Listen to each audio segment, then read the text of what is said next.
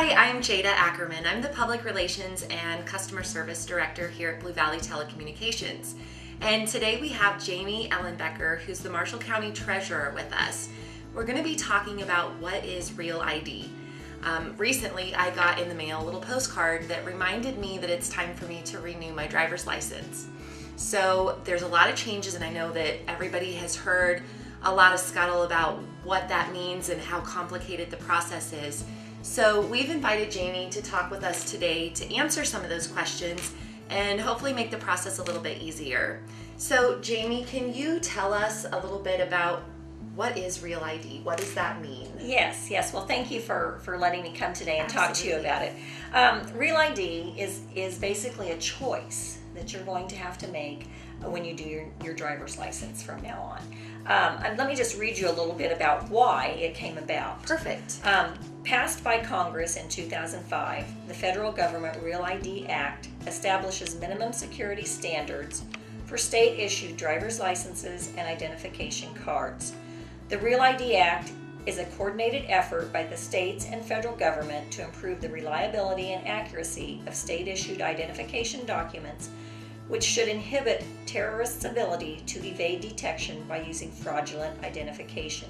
So what that all means is that when 9/11 happened, the federal government decided that we needed to up our regulations. Right. And to, since you use credentials, IDs, and driver's licenses for travel, airplane travel primarily, that it needed to start there. So that's why it started. And it's been in the process since 2005. All states have been getting compliance since then. And we just started in Kansas. I think other states have been issuing the STAR for some time, but in Kansas on August 1st of 2017, about 6 months ago, we began being able to issue the license with the credential. You know, I think about 9/11, and my son was born just 5 days after that happened, and he will be 17 years old this year. So 17 years ago, 9/11 happened, and we're just now getting to the point of the Real ID.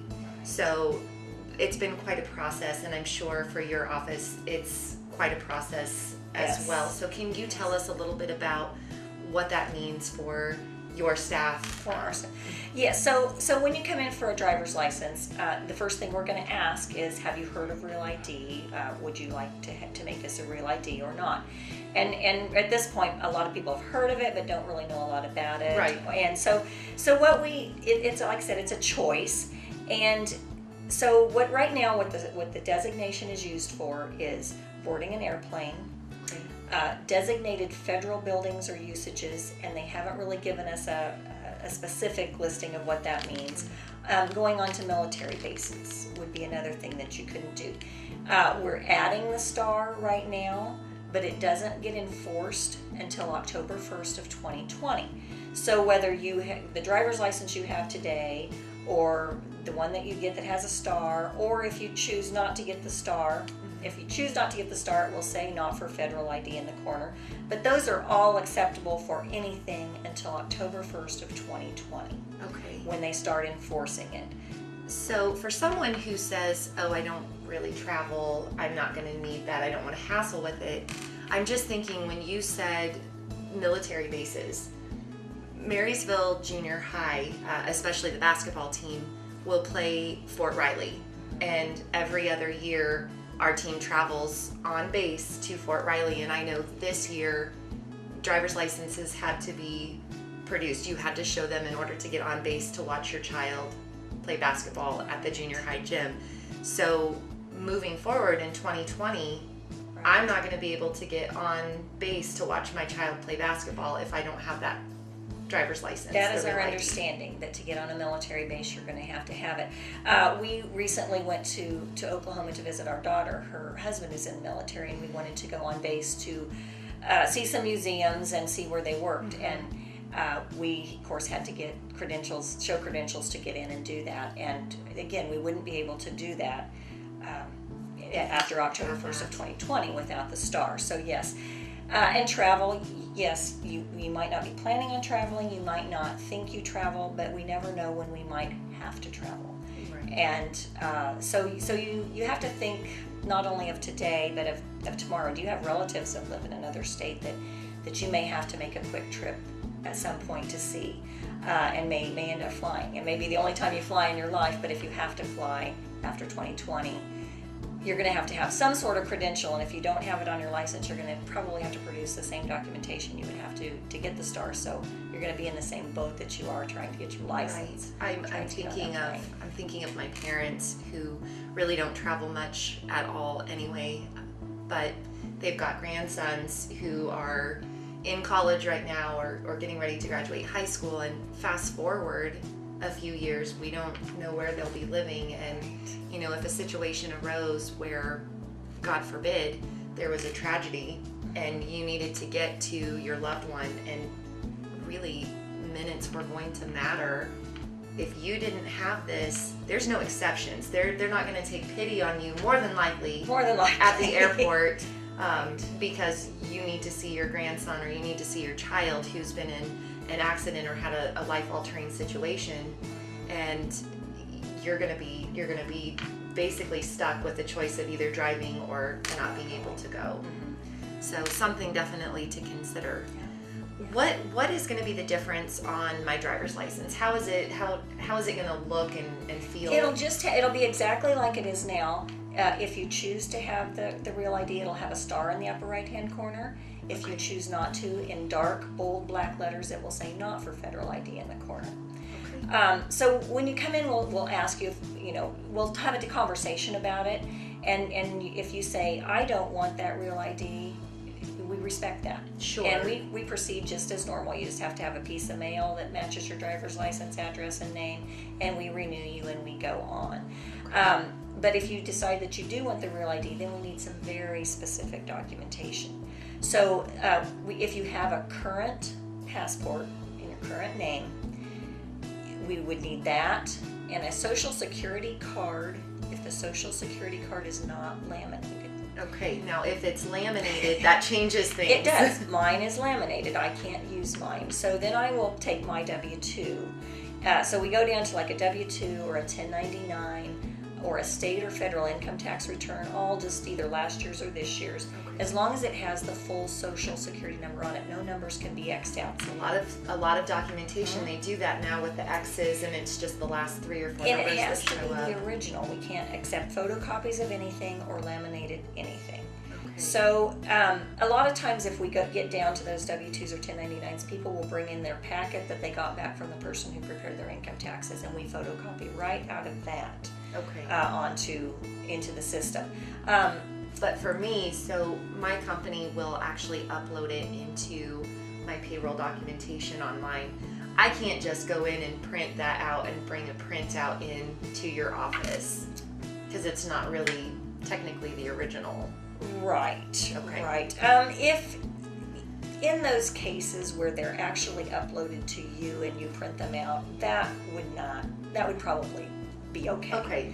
Because there is no way to scan something that is in digital format if that's the only way it is. True. We have to get it out some way. It just can't be, say your 1099 is like this and it's photocopied on a page. We know that that's, right. a photocopy and that there was an original.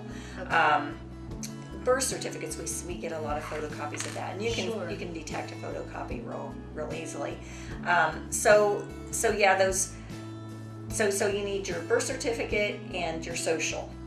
Now, if your name has changed, so you and I have been married. Correct. So we will also need a certified copy of our marriage license. And you get that wherever you got your marriage license. Okay. I got mine in Marshall County, so I'm able to just walk down to district court. For $1.50, they will give me a certified copy of my marriage license. So that's a simple one. If you got it in another county, they may not provide that. Some counties say, no, we're not doing that. You have to go through Bureau of Vital Statistics. Some people got married in another state. They'll have to go through wherever they got it. And I think the hardest part for people to understand, and I totally understand why they don't, is what certified means. Sure. Just because you've had a birth certificate that has been good for anything you've ever done your whole life doesn't mean it's going to be good enough to get you a real ID. Because when we for someone to be able to issue driver's licenses in our office, the first thing they have to do is be fingerprinted, and then they have to go to Topeka for 4 days to learn how to use the system in about one, and then the rest they learn how to look at documentation, how to know what is a certified documentation, how to detect fraud, how to look for security features, and all of those kinds of things, so that we aren't taking fraudulent documentation. So your staff really is going to have to step up their training and their investigative skills, really. Right, because once we get the documents, and we have to scan all of the documents, and in very high-tech scanners that can see security features, and that's why no lamination is allowed, because that distorts security features. Sure. So once that's all scanned, we can never see that scanned documentation again.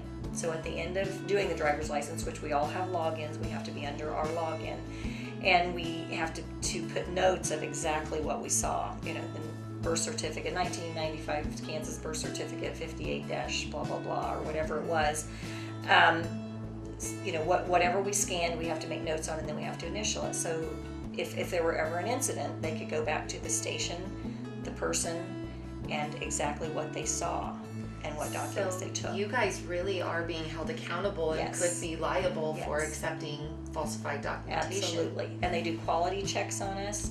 So they're checking to see that we are taking the correct documentation or not taking false documentation. So we can't, even though we'd love to take that piece of paper you have in your hand, that birth certificate that you've had for your whole life and the only one you've ever had, sometimes we can't. And if you don't have one that we can take, then you have to go through the Bureau of Vital Statistics to get a certified one to have. And it takes time, and there's a cost to it. But it really isn't something we can make the choice of. One thing I think I'm thinking about all of the different things, because we're governed by not just the Kansas Communications Commission, but also the Federal Communications Commission as a telecommunications company. And so we have a lot of standards that we have to adhere to as well. We need to make sure that we know and recognize the customers, and we've got to be real careful when people are setting up service. And so it's making me think, a lot of times customers will come in and we just know who they are. Is that something that you can make an exception to? You know me, Jamie, we're related. No. If my own father comes in, I have to have the same documentation for him that I have to have for anybody else. Okay. Some of the things that I've been trying to get out into the communities, go to the banks and help them, because a lot of people go to their safety deposit boxes for these. So, if it's an older birth certificate, they usually have a raised seal, and that's what we're looking for. Newer ones, as they progress through the years, it's actually been quite interesting to see all the different documentation over the years. They'll have a stamp on the back that denotes that this is certified. And the very new ones, they're just they almost look like a photocopy themselves, but there's a little color to them, and then there's just a date stamped on the back of them that we're looking for to make sure that those are certified. And a lot of things will come in that may have a raised seal, but it was a raised seal from a church. A lot of people have a church marriage license. I was going to ask that, because I know I have a hospital have, birth certificate. And one of the saddest things, I think, to me is military. People have been enlisted in the Army and served overseas and fought in wars with that birth certificate, but it may not be one that I can give you a star on your license for. And that's very sad, but it is true. Some of the older ones just weren't certified. Sure. What they have. Well, I think one thing that's real important for everyone who's watching this to understand is that this isn't a rule that you guys have put in place to make people's lives difficult. This is just the reality of the world that we live in today. And we really need to take a moment to think about, we're having to jump through hoops. Maybe it's not convenient for me to dig out a birth certificate or to find that documentation, but it's really for my own safety. It's for my family's safety. And when I get on that plane, I know that everyone else that's on that plane has had to go through these same hoops, essentially, and that's hopefully going to help eliminate some of the terrorists getting on board that plane and having a repeat of 9/11. Since 2011, these are the documents that a new driver getting a license for the first time has had to present to get their very first license. Sure. So we're just getting everyone else, all of us who have had a license for a little while. Just a few years.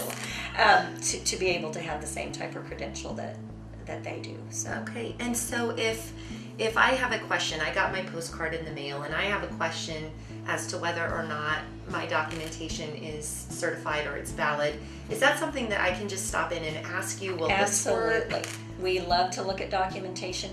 I think the best advice I can give is start early. Don't Sure. wait till the last minute.